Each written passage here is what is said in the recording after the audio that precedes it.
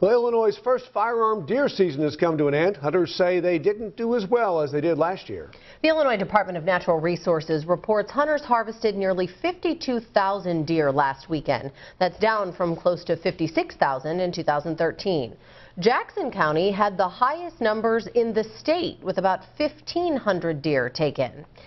Some choose to share their harvest through the state's Sportsmen Against Hunger program. But this year it was cut in several area counties. News 3's Brandon Morano looked at how the change is impacting local processors and pantries. Emily, they've definitely seen a difference. Last month, the IDNR announced it would stop giving a tax reimbursement to cover the cost of processing donated deer in some counties. Zach Hill is the co-owner of Whitetails Deer Processing in Carbondale. These are some tenderloin chops. Hill says fewer people are donating deer since the state made changes to the Sportsmen Against Hunger program. People's not bringing them in. As far as getting the money, the state used to pay $50 for each one, which that helped on the processing and everything, which we're no longer getting. Hill says even though the IDNR isn't paying for processing anymore, his shop will still take deer for local pantries. People can bring them in.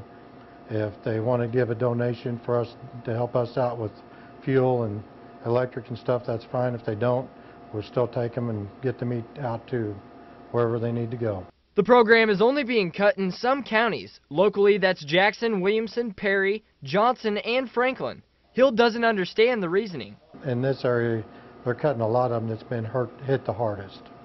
So, and if they'd have said we're not doing it anymore for anybody, it'd been more fair. Vicki Siegel at the Benton West City Ministerial Alliance Food Pantry was sad to hear about the change.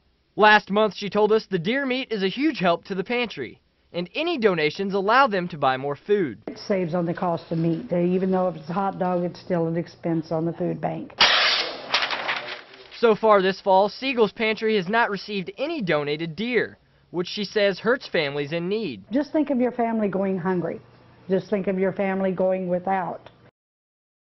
There is a second round of firearm deer season coming up. It runs December 4th through the 7th.